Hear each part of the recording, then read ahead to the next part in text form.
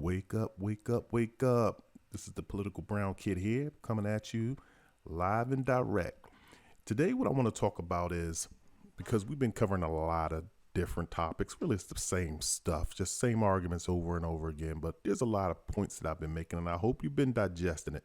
Before we get into all of that, though, I would like to say you can definitely support me through donations because we definitely need it here to keep producing media content. So definitely look to support this broadcast and support this endeavor. You can check out my website at politicalbrownkid.com, and you can check out all other platforms, and you can find out how you can go ahead and financially support us. And we definitely do appreciate that. Also, spread the word to family and friends and anyone who you think needs to listen and needs to at least hear a different perspective. I welcome conversations and dialogues. And thirdly, if you have any feedback questions for me that I will address or may address if I can get to you, depending upon how much feedback I get, I'll try to get to everyone that I can.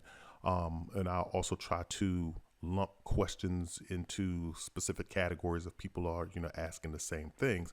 But I'll definitely try to address those questions. And if you want me to, mention your name as the person who asked the question, I will definitely do that. If you want to remain anonymous, I'll even do that as well. I respect people's right to privacy.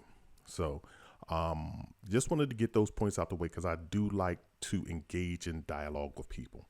But today's post, I just want to talk about, of course, when you talk about black people and black plight, and you're talking about black people, and of course the antagonist is really going to be Caucasians or white people. That's not always necessarily true because you do have other antagonists. You do have your own black people who are your antagonists. You have other races too, and other, not necessarily races, but nationalities, such as people, Latinos. They're not a race, they are a nationality. They come from a specific geographical point in the world. They are not a race of people. But when we talk about race, we're talking about really two different races. You're talking about white people and black people's plights and struggles and what their problems are. That's at least what we focus on here, because you don't have a problem when you're talking about blacks and Asians per se. You don't have those. Blacks and Asians don't have that long, really antagonistic history. It's really just between Caucasians and Nubians, point blank.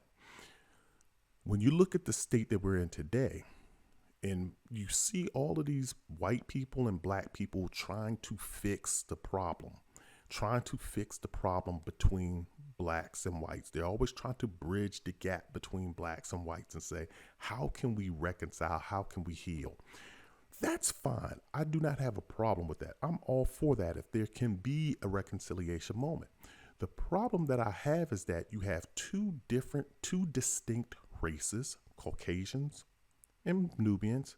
You have two distinct races with two very different issues. However, they use one solution, and it's typically the solution offered by the white people or Caucasians. They use one solution to handle all racial issues. And that is why black people will never, ever get ahead, because I told you before, and I will stand by my comment that black people, we have shown ourselves to be weak-minded. We've shown ourselves to be weak-minded. I will put that out there, and I will stand by those comments. And when I say not, and I'm generalizing, because there are some strong-willed black people.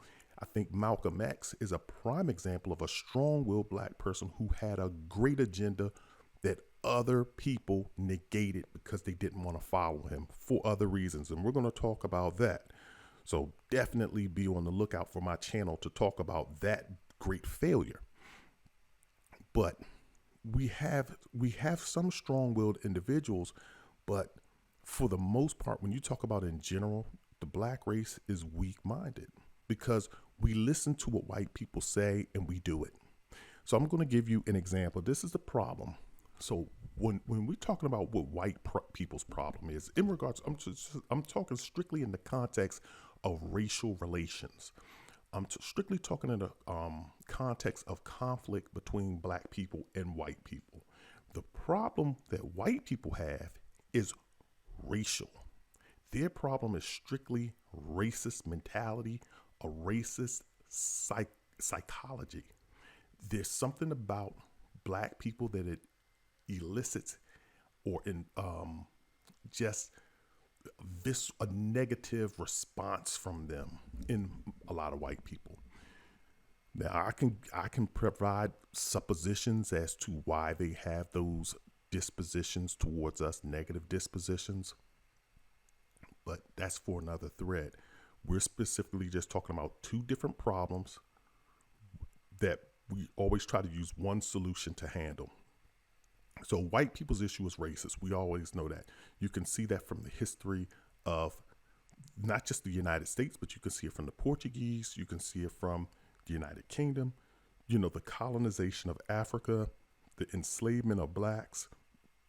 I can only really speak too much from an American perspective, because that's where I'm from, and I know the history of America. I'm not a historian. I can't speak to the history of the Portuguese or the Dutch, or the people in the United Kingdoms. I can't speak really to that. But when you look at the systemic racism in America and the system of slavery, demoting black people down to 1/8 of a human, not wanting to recognize them as being human, looking at them as being savages, not looking at them as being apes or just a step up above from being apes. You hear a lot of people, specifically when you listen to a lot of people who are racist and come from I'm talking about modern day racists. You'll hear them say, they have not evolved. Black people have not evolved. They always throw in that evolution or evolving term. And you've always heard that throughout history about comparisons of the craniums and who has the larger and smaller brains. The forehead sits further back, so forth. So you can look at the legislation that black people were just had to be written into law in order to gain respect. The white agenda has always proven that their issue is really about racism. And their problem is, how do I get over my negative and or visceral hatred of blacks? That's their problem. Black people's problem is not racist at all. It's not racist at all. Do you have some black people who are prejudiced towards whites? Yeah, you do. You have Asians who are prejudiced towards whites. You have Asians who are prejudiced towards blacks. You can look at Native Americans. You can look at Indian Americans, dots, not feathers. You can go around the globe. We all have prejudices.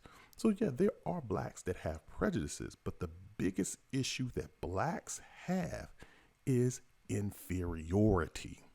That's plain and simple. You are financially inferior because you've been really kept out of the system due to white racism, but you're financially inferior when you're comparing your dollars to white people dollars, even to Asian people dollars. But financially, you're inferior as a whole. Psychologically, you've been damaged, so you are inferior. Psychologically, we are, and I'm admitting this, we psychologically are inferior. And it's not our fault. It's not that, I'm not trying to say that we cannot think better than white. We are smart. You'll find a lot of brilliant black people throughout history, past, present, and will be in the future. You're going to find a lot of brilliant people who are scientists, engineers, so forth, doctors, neurosurgeons. But psychologically, the conditions of slavery, in which has been passed down as a generational curse, you feel inferior. And you can see that throughout our behaviors and our patterns where we don't practice self-love. You can see it. You can see any successful black man, he's going to chase after a white woman, whether he be a doctor or whether he have a wicked jump shot or can run a 4.40 and play football. He's going to chase after a white woman because psychologically he thinks that is where he wants to be. Psychologically, he's going to make up excuses to say, oh, man, black women, angry black women. He's going to feed into all of those racial stereotypes that that white people have projected on that makes him, for whatever reason, he cannot psychologically love his own people. He wants the white woman because he wants to have some light-skinned babies. He wants to have some babies. Black women do the same thing. They want to have some curly-haired, light-skinned babies. So you're seeing a lot of that. You're seeing a lot of mandingoing and bedwenching going on. I know you guys don't like that term, but it's a true term.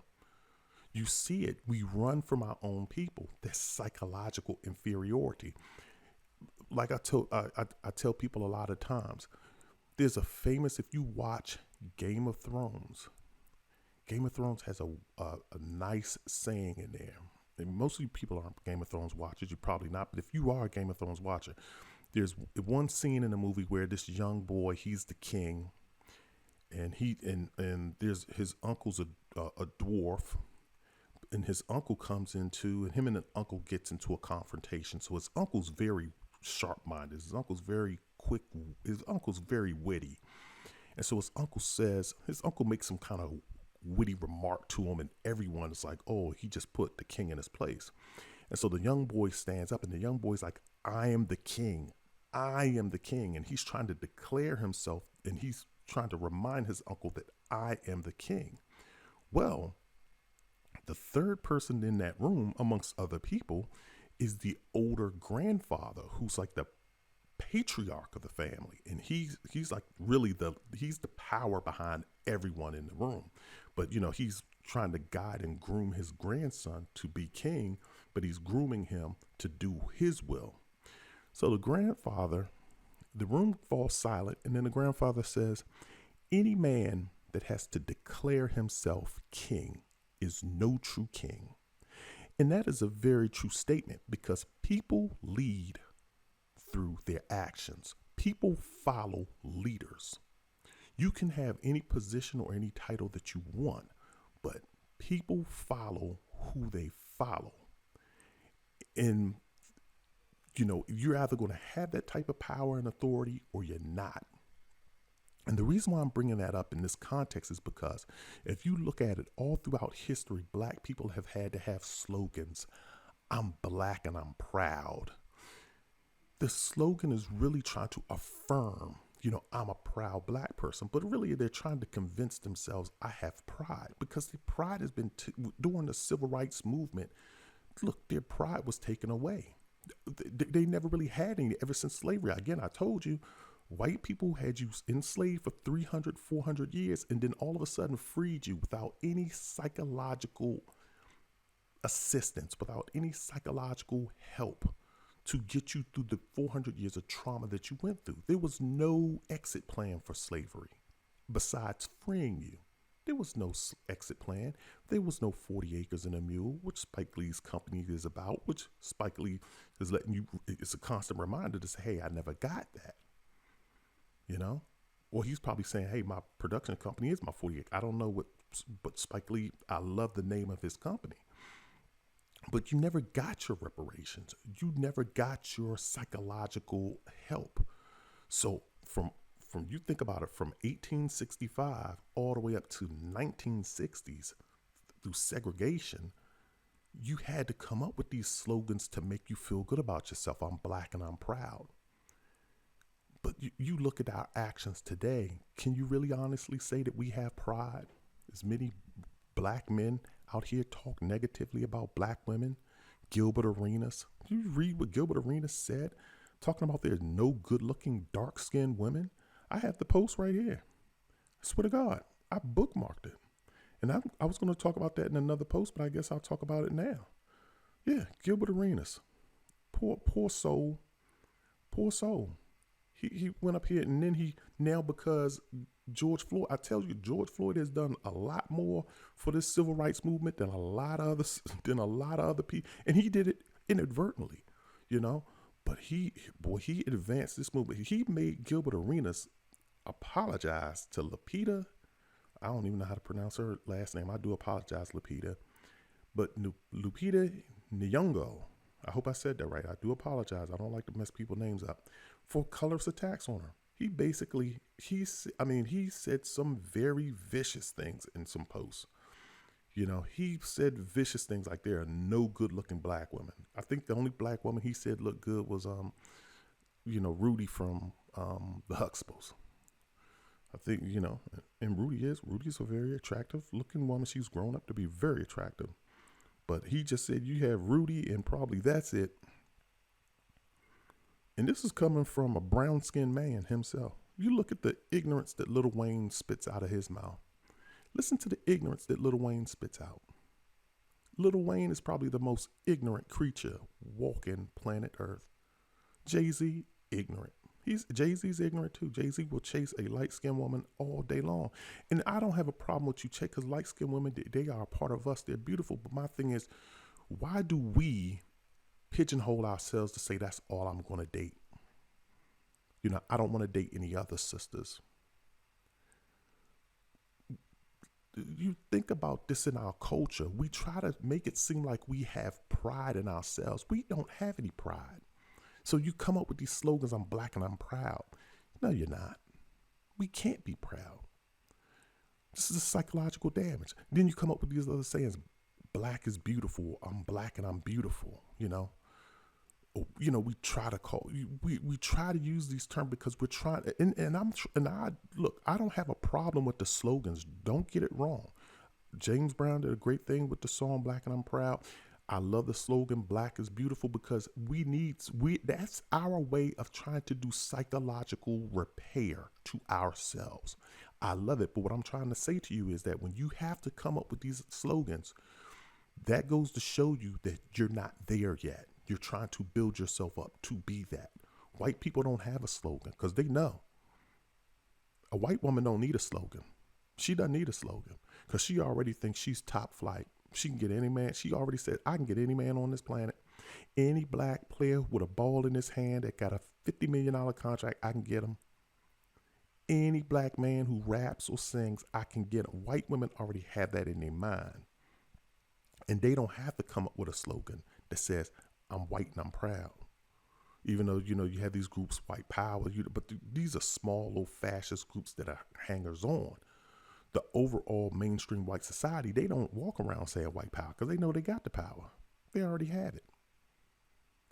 They don't have to say white and I'm beautiful. They do it in magazines subtly. Trust me, they do it.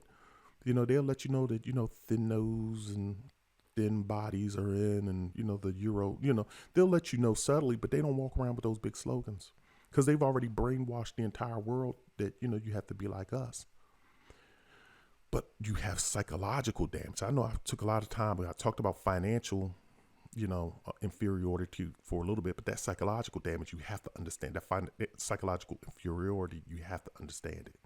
So you're economically inferior, you're psychologically inferior. You have a lot of inferiorities that you need to get over. And it's not that and I'm not trying to say that we are, but that's how other races view us. Even if economically, we're definitely inferior. There are black people like, you have your black billionaires, you have black millionaires, you even have black, middle class that are doing better than whites. But we're talking generalizing overall. When you compare the average black dollars to the average white dollars and you do comparables, you see that black people with master's degrees and bachelor's degrees, they don't rise to the level that whites, even with a high school degree, have. This is just true. So you can do those comparables. So economically, you're definitely inferior. Psychologically, we are. I'm not trying to, I didn't say academically, I'm just saying psychologically. Our behaviors, we don't love our own people. We don't love Africa. We don't even think about going to the continent of Africa. You can ask any black middle class person today with money, what's the last couple of trips they went to? And they'll say they went to the Caribbean because everybody loves going to the Caribbean. But then they'll say, and if you ask them what's your dream trip, they'll say to Paris. I want to go to France. I want to go to Italy. That's their dream trips. You never hear somebody say, I want to go to Kenya. I want to go to Egypt. I want to go to Nairobi. I want to go to South Africa. I want to go to Ghana. I want to go to Seychelles. I want to go to Banana Island. You don't hear that. You just don't hear it come out of our mouths. We don't do it. It is called psychologically being inferior because anything that's associated with black is is looked at as just being negative. And you have an inferior perception. Other races look at you and say, they're black people. They're black, so they have a lesser expectations from you. They don't want to marry into your families, not unless you are not unless you can hit the hell out of a golf ball, or not unless you can, like I said, you can sink a 3-point shot. Not, you have to have some proven contract and some bank account before a family will bless their child, specifically a daughter, marrying into your family. So perception-wise, you have your problems are inferior problems. You have to get over those inferiority complexes. White people have to get over racial complexes. But here's the problem. I know I'm talking and I've said a lot, but here's the real problem. The problem is we've let white people dictate the solution to end the black-white problem. Like I told you, we have two different problems, but they always implement one solution. And you know what that one solution is? And I'm going to tell y'all, I keep referring back to this. You need to go check out Henry Louis Gates's special. It was on Latin America, blacks in the Latin America, Caribbean, or blacks in something. And he talked, it was the special that you want to watch. If you see these PBS specials, it's called, I think, Brazil, A Racial Paradise. I do believe that's the title. It's somewhat to that effect. I'm paraphrasing. But in that special, he talks to a lady and they talk about a term, and I'm going to mess this term up, but it's called like brachiamento or something like that. And that's basically called the whitening, where basically white people said, we got a whole bunch of Negroes here that we do not want to keep around here. So how are we going to get rid of this Negro problem? And basically what they did was they said, well, we'll breed them out. We'll bring in a whole bunch of European men, and we're not going to let these black men breed. We're going to let these white men breed with these black women. And we're going to let them keep breeding. And then when they have babies, we're going to let the mulatto babies breed with white men. And pretty soon we can breed out the black race. And then the black man will pretty much just die off because we're not going to allow him to breed. And if you look at society today, when you watch media, what do you see? This is what I'm trying to tell you. When you look at the solution that white people are kind of implementing, this is like a passive solution that they're implementing, but it's huge because the media controls everything. I want you to keep that in mind. The media is probably the most important aspect of society next to the military. The media controls everything. That's why you see Donald Trump attack the media, and rightfully so. I mean, I'm not trying to say he's right or wrong, but he understands the power of the media. So what he does is he strategically says, hey, that's fake news. That's fake news. He strategically tries to discount certain people so that only his media, that the media he endorses, people flock to get their information. And that media is going to be pro him. It's a smart strategy. I'm not trying to say the man's right. I'm not going to say I'm not saying he's wrong. And I'm definitely not saying he's right. Or I'm not trying to say that those news publications are right or wrong. I'm just trying to say it's a brilliant strategy because the media controls everything. Why do you think that initially the NFL and the NBA silenced LeBron James and Colin Kaepernick and all of these other black athletes from speaking out against racial injustice back in the 90s, back in the early 2000s?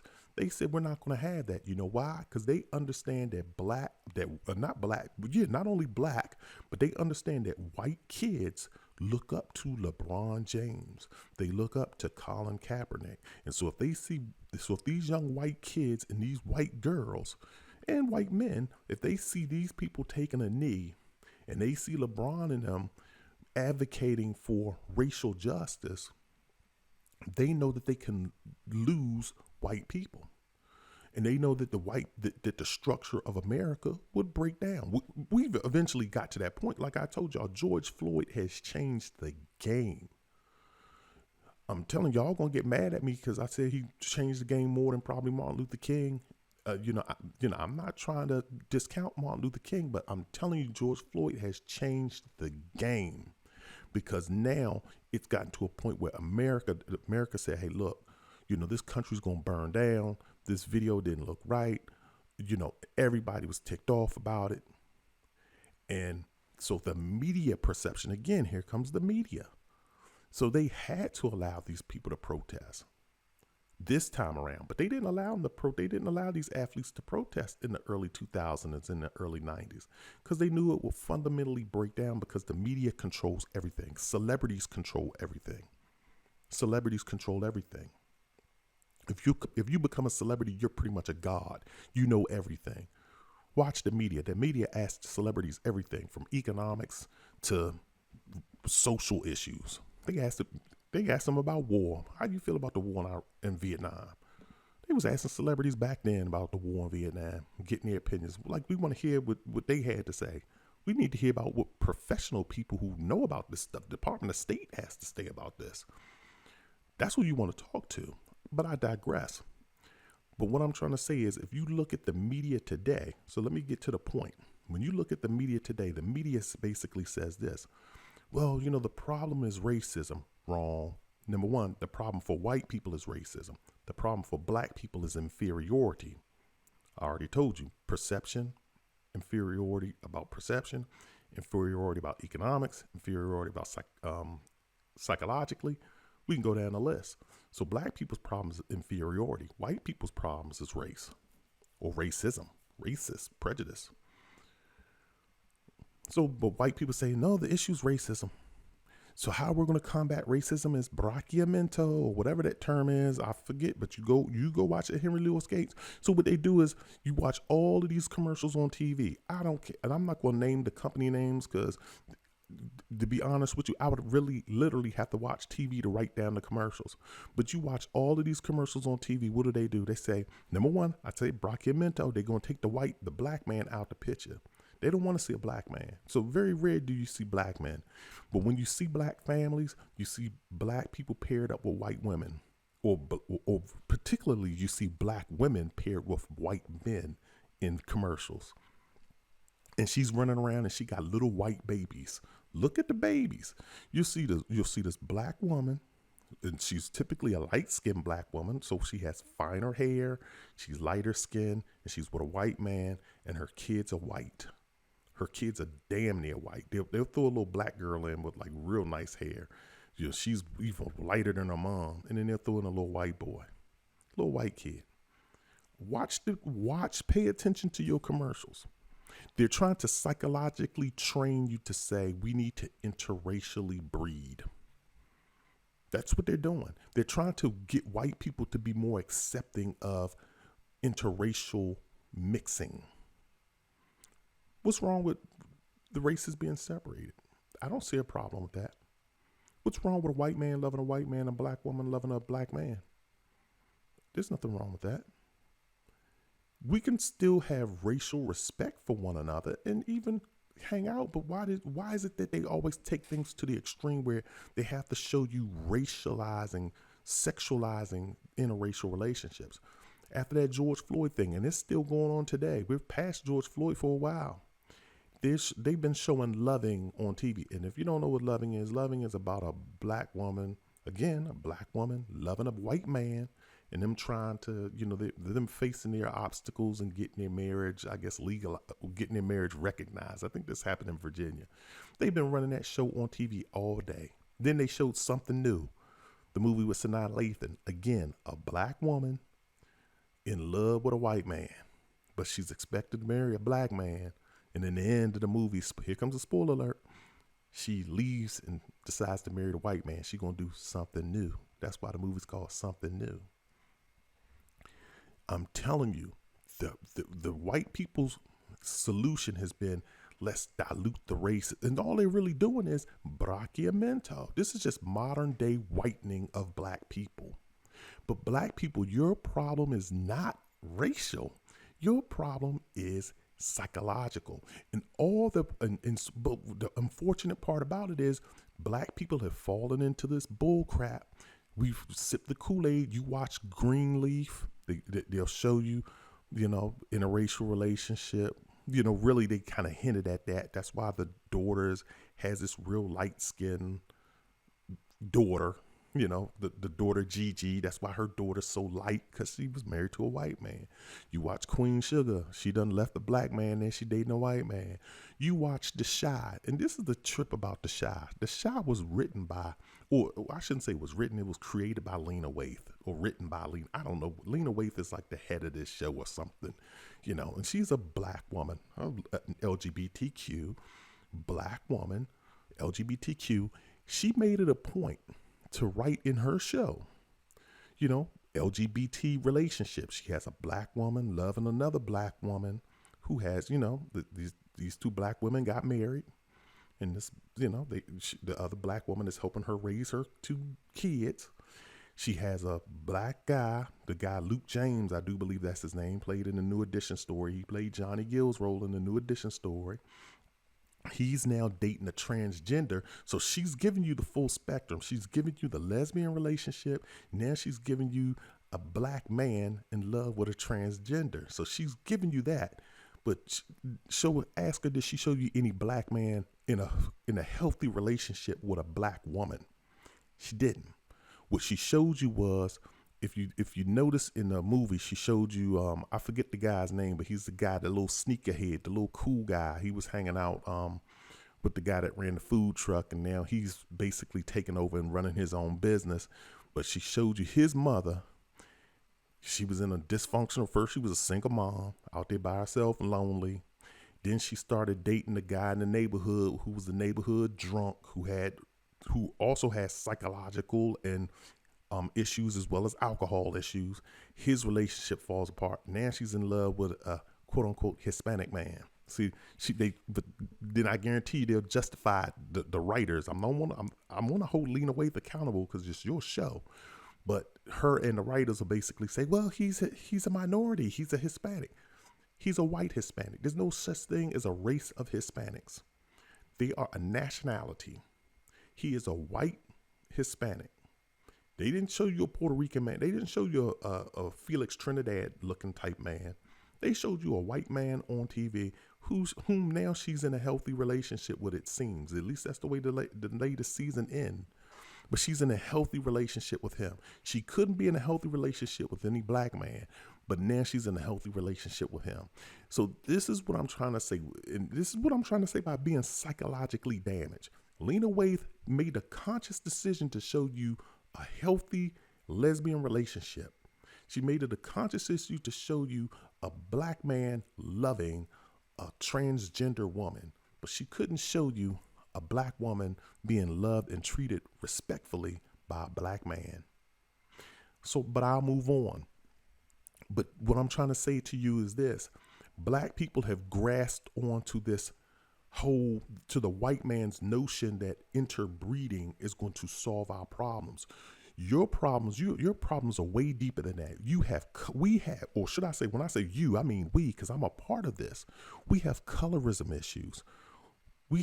I've mentioned that before. So everything you're going to hear on this blog episode right now is nothing new. We have colorism issues. You too dark, you too light, you not black enough, you too black. And then the black people that's in between, you just don't even get looked at, because you either got to be a real light-skinned black person to get some play, or you got to be a real dark-skinned brother, because dark skin became in at one time to get some play, and then everybody else is just in between. Your nose too big, you look too negroidish, you got too many negroid features, your hair too nappy. We have a whole bunch of other issues. Our issues are, I'm telling you, our issues are about psychologically feeling inferior based on our looks. You act too black. You're an angry black woman. You're an angry black man. We have all of those issues going on. None of that has anything to do with race. It has nothing to do with race. And then also you haven't even gotten into the economics of, black people won't even hire their own. You look at I guarantee you go to Oprah Winfrey's company, and and I could be wrong, so I'm not calling Oprah. My facts could be wrong, but I guarantee you that her executives are white, most of them, the majority of them. I guarantee you go to these companies do not reflect a predominantly black work environment. I guarantee you. I told you, I went to that dude, Jordan Peele's website to look at his production people. And the higher you went up in the food chain, the whiter it got. At least that's how it was on the website at one point in time. I don't know what it looks like now. But these black people, they don't promote. Look, you see white companies like Facebook, you'll see white companies like Google. They have a pipeline. They'll let you know we have a pipeline to Stanford. We have a pipeline to Harvard. They have a pipeline where they're feeding into some PWI to hire their future leaders or future employees. When was the last time you ever heard a black company say we have a pipeline to Howard University? We have a pipeline to Norfolk State. We have a pipeline to Delaware State. We have a pipeline to Virginia State University, to South Carolina State, to Grambling, to Clark, to Atlanta, Clark Atlanta, to Morehouse, to Spelman, to Hampton, to North Carolina A&T.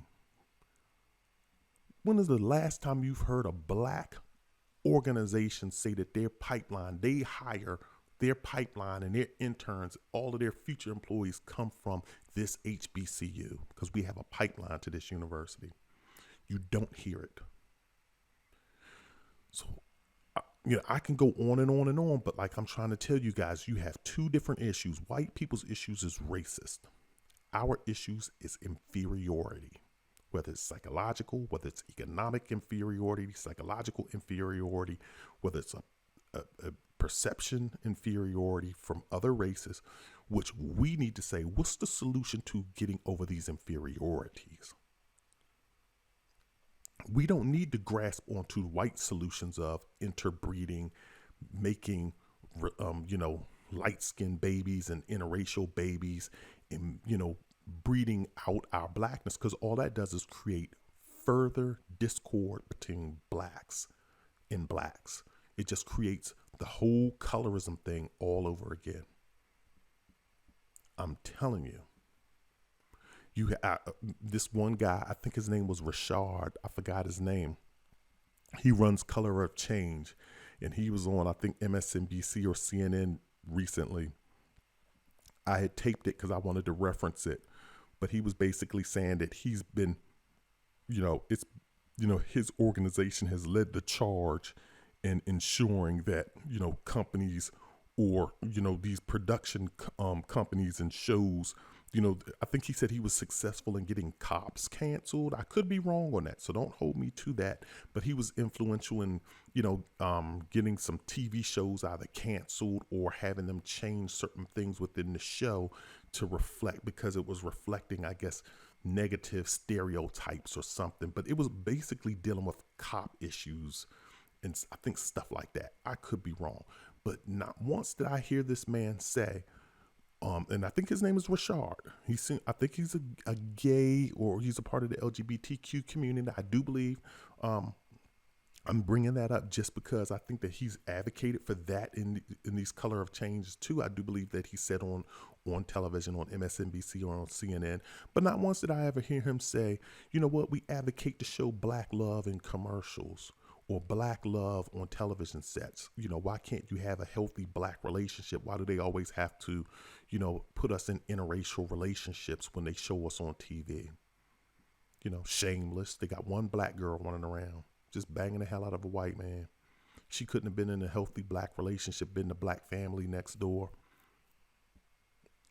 I think it's really sad, but you don't have anybody advocating. You hear this Color Change organization, you don't hear them advocating for having healthy black relationships to change our inferiority complex, for psychological inferiority complex. You don't hear that. So this is just something that I want you to think about as you go about your day. So I'm going to end this here. Again, I will say, drop me a line if you have any questions, comments. I'm pretty sure you guys have some. I'm pretty sure you guys hate my guts. Everybody does. Don't worry about it. So just send me an email, politicalbrownkid. You can find my email information on the website. Also, if you want to donate, please feel free to donate. Help keep us going. We do appreciate that, so we can pump out more media publication. And finally, too, pass the word on. If you think anyone needs to, at least listen to this. I'm not trying to say they have to agree. Not trying, if they agree, fine. I like to get more people to agree with me than not.